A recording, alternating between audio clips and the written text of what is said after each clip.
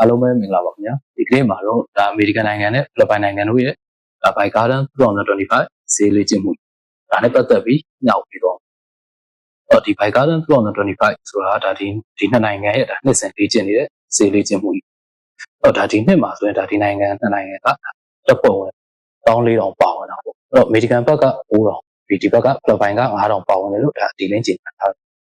းတယ်ဒီတစ်ဖက်မှာကဒီနိုင်ငံ9နိုင်ငံဒါဒီဂျပန်ပါမယ်ပြင်သစ်ပါမယ်ဩစတြေးလျပါမယ်ပြီးဒီကနေဒါပါမယ်ပေါ့အပြင်ဗြိတိန်လည်းပါတယ်ဒီနိုင်ငံ9နိုင်ငံကအသေးစားတပ်ဖွဲ့ဝင်တွေလည်းပါပြီးဒီနိုင်ငံပေါင်း16နိုင်ငံဒီ16နိုင်ငံကဒါလေးလာစောင့်ကြည့်မဲ့အဖွဲ့လည်းတက်ရောက်ပါတက်ရောက်ပြီးတော့ဒါဒီတောင်တရုတ်ပင်လယ်အတွင်းမှာပဲဒါရက်ပေါင်း20ပေါ့ဒါမနေ့ကဧပြီလ21ရက်ကနေပြီးမေလ9ရက်နေ့ထိစပပြုလုပ်ပါဒီကြောင့်လည်းပတ်သက်ပြီးဒါသူတို့ဘာကြောင့်ဒီလိုလုပ်ရလဲဒီလုပ်ရတဲ့ဒါနှစ်စဉ်လုပ်နေတဲ့ဒီကြီးရွယ်ချက်တွေရှိအောင်ဒီနှစ်ကဒါဒီ2025ကတော့ဒါတည်ကြတယ်ဒါတာမန်ထက်ပိုတဲ့ဈေးလေ့ကျင့်မှုပြောချင်တာဒီတောင်တရုတ်ပင်လယ်အတွင်းမှာပဲဒီတရုတ်နဲ့ဖိလစ်ပိုင်ကမ်းခြေဆောင်တပ်ဖွဲ့တွေဒါတွေကဒီလွန်ခဲ့တဲ့ခုဒီနှစ်ပိုင်းအတွင်းပေါ့ဒါမနေ့ကနဲ့ဒီနှစ်ကုန်ဒီနှစ်ပိုင်းအစနဲ့ဒါဒီ2024ကုန်ပါဆိုတော့ဒါဒီတစ်နှစ်ပတ်လုံးထိုက်တွေ့ဆုံမှုတွေကပုံမြင့်တက်ဒီကြောင်းရင်လည်းပတ်သက်ပြီးတော့ဒါဒီခုဈေးလေ့ကျင့်မှုမှာပါတယ်ဒါအမေရိကန်ထုပိုချုပ်ကြီးဒါဂျိမ်းလမ်ကွန်ကဒါသူပြောထားတာရှိတယ်ဒါသူတို့အနေနဲ့ဒီတောင်တရုတ်ပင်လယ်အရေးနဲ့ဒါဒီဒေတာရင်းစိန်ခေါ်မှုတွေကိုဒါရည်ရွယ်ပြီးလှုပ်ဆောင်ဆိုပြီးပြောတယ်ဒါဖိလစ်ပိုင်နိုင်ငံအနေနဲ့ပေါ့ဒါဒီသူတို့ရဲ့အိမ်နီးချင်းထိုင်ဝမ်နဲ့ဒီတောင်တရုတ်ပင်လယ်အတွင်းမှာဒါတရုတ်နဲ့ဒါသူတို့ရေချောင်းဆိုင်ရာထိပ်တိုက်တွေ့ဆုံမှုတွေကိုဒါတံပြန်လှုပ်ဆောင်နေရဆိုပြီးတော့ဒါသူတို့ဘက်ကလည်းကြော်ကြားထားတာရှိတာအဲ့တော့ဒီနှစ်ချက်ကိုကြည့်မယ်ဆိုရင်ဒါဒီနိုင်ငံရေးရှုထောင့်ကပြန်ကြည့်ရမယ်ဆိုရင်လည်းဒီလေ့ကျင့်မှုကဒါဒီနှစ်ပေါင်း40အတွင်းဒါကြီးမားဆုံးရှုပ်ထွေးဆုံးလေ့ကျင့်မှုကြီးဖြစ်လာနိုင်တယ်ပြီးရင်ဒီစေးလေ့ကျင့်မှုပြီးတဲ့နောက်မှာဒါဒေတာရင်းတုံကြုံရေးတွေပြီးရင်ဒီတစ်ဖက်ကဒီတန်တမန်ရေးရရှက်လက်ဒီအကြောင်းအရာတွေအားလုံးမှာဒါတိတိကျကျတက်ရောက်မှုဖြစ်ပေါ်လာနိုင်တော့ဒီလေ့ကျင့်မှုမှာဒါဒီစေးလေ့ကျင့်မှုနဲ့ပတ်သက်ပြီးဘာတွေပါလဲဒီကအချက်တွေပါလာတယ်ဒီကအရေးကြီးတာဒီ Anamazai ဆိုတဲ့ဒါဒီ Navy Marine Establishment Ship International System ပေါ့ဒီကတော့ဒါတင်မောတွေကိုဖြတ်တဲ့ဒုံးကျည်စနစ်ကြီးပါတယ်ပြီးဒီတစ်ဖက်ကဒါဒုံးကျည် launcher HIMARS Tripod Missile System ပေါ့ဒါတွေပါလာတယ်အဲ့တော့ဒါဒီလေ့ကျင့်ခန်းအနေနဲ့ဒါသုံးမျိုးလုံးဆောင်တယ်ပြင်လယ်တွင်းကျူးကျော်မှု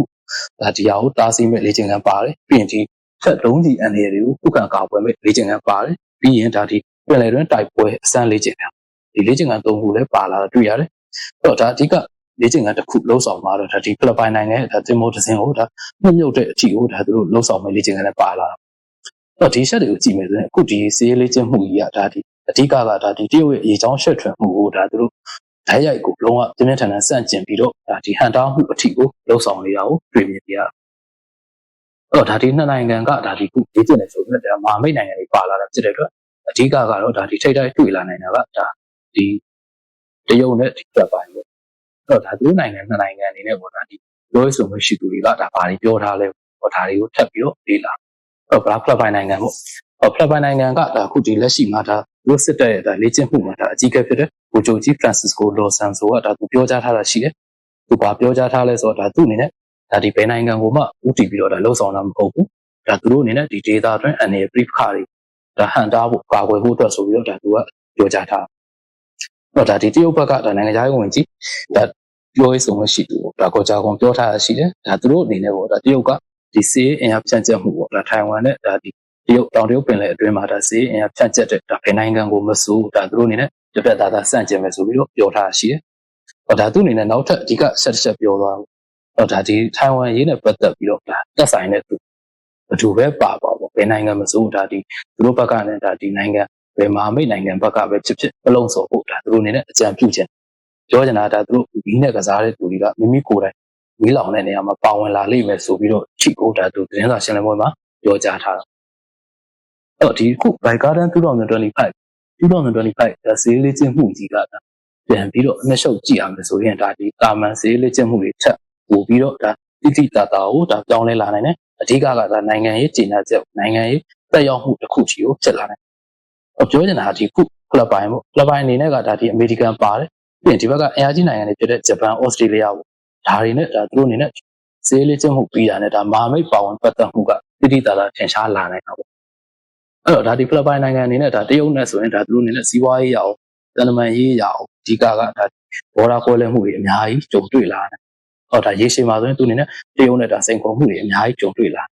ဒါတစ်ဖက်ကကောင်းတဲ့ချက်ကပြန်ကြည့်မယ်ဆိုရင်ဒါသူတို့အနေနဲ့ဝါရှင်တန်ရဲ့ဒါဒီအဓိကဒါစေးလေးချင်းမှုမဟာဗျူဟာမြောက်မိတ်ဖက်ဆက်ဆံရေးမှာတော့ဒါဒီအားကောင်းလာတာကိုသူအနေနဲ့ဒီချက်တွေကပေါ်လွင်သွားပြီဒါနိုင်ငံရေးရပြောရရင်ဒါဒီအဓိကအင်အားကြီးခုနိုင်ငံတွေပြိုင်ဆိုင်နေတဲ့အခက်မှာပဲဒါဖိလစ်ပိုင်ကဒါသူ့နိုင်ငံအရှုပ်ရှာအာဏာအတွက်ကိုပြီးရင်ဒီခုဒါဒီတောင်တရုတ်ပင်လယ်တွင်းမှာဒီရေချောင်းဆိုင်ရာရဒါတရုတ်နဲ့ဒီအနေတွေဖြစ်လာတယ်တိုးမြင့်လာတဲ့အခြေအနေတွေမှာဒါသူအမေရိကန်အပါအဝင်ဒါနိုင်ငံကြီး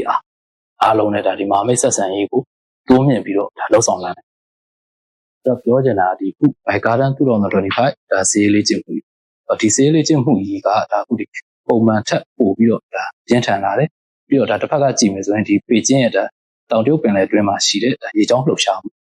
ဒီလှုပ်ရှားမှုတွေကိုဒါပြင်းပြင်းထန်ထန်သတိပေးလိုက်တဲ့ချက်ဖြစ်တယ်လို့ဒါကျွန်တော်အနေနဲ့မြင်မိတာအားလုံးကျေးဇူးတင်